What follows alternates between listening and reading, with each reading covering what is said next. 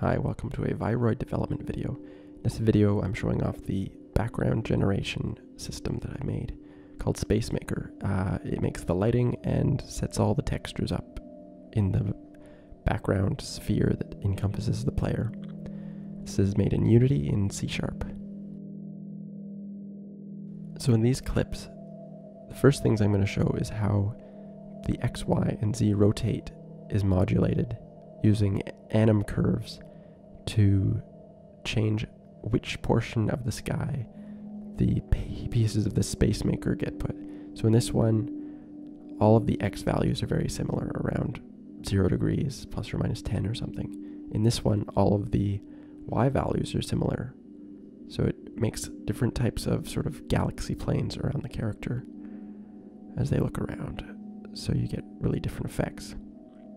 In this level, I modulated X and Y, so everything is sort of off to one side and in the middle.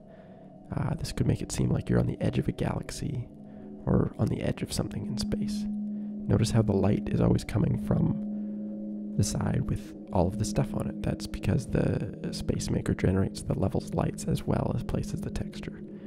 This one I'm just showing that if you don't modulate the Z-axis, you keep it all the same Z, all the planets have the same orientation, sort of, they all point straight up towards the point in the sky directly above the player. This level's showing off the probability factor, where there's a lot of stars and a few planets. There's only about 5% of all of the pieces in the scenes are going to be planets. So that's just a individual probability put to each type of item in the SpaceMaker. Here we show off some of the color modulation. Notice how the colors are very distinct. They're not blending together at all in this scene. And in this scene we see how the anim curves are used to mix the colors. So there's colors in between the reds and the blues and the greens. They're all sort of getting mixed together. In this level I'm showing how the scale of the objects can be modulated. There's a few really big things and then a lot of little small ones. This again is based off an anim curve that has been adjusted. In this one we're showing off the high contrast. You just get a few lights in the scene that have a lot of brightness, so you get really some directions that are very dark and some that are very bright.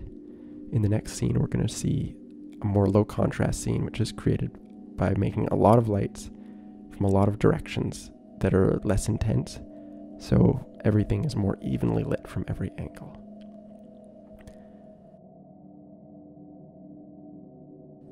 In this clip, this is where the individual space parts alpha is modified, so things can be a bit transparent. If you're doing planets, you probably don't want them to have an alpha, because they're planets and they're not see-through, but if you're doing nebula or stars, it can be useful. Here, the max brightness has just been put to a very dim state, so it's like a very dark level. It sort of feels like you're out in the middle of space, not much stuff around you. You can compare it to the next scene, which is very bright. See, here's the very bright scene. It just means that there's more lights. It lets more lights be created and lets those lights have greater brightness intensities. Yeah, so that is SpaceMaker. Use it to make space in Viroid.